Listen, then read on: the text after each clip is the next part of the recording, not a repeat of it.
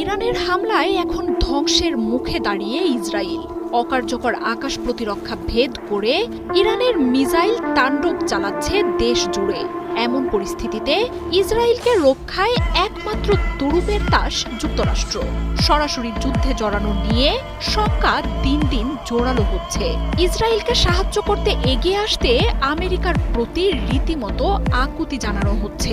এরই মধ্যে ইরানে হামলার পরিকল্পনায় যুক্তরাষ্ট্র অনুমোদন দিয়েছে এমন তথ্য উঠে আসছে। তবে চূড়ান্ত সিদ্ধান্ত জানাননি ট্রাম্প। যুদ্ধের বিরুদ্ধে যুক্তরাষ্ট্রে বিক্ষোভও জোরালো হচ্ছে।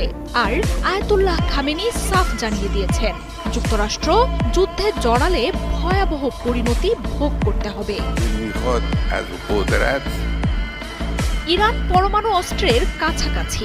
বছরের পর বছর ধরে সেই একই হুমকি দিয়ে আসছে ইসরায়েল ও যুক্তরাষ্ট্র।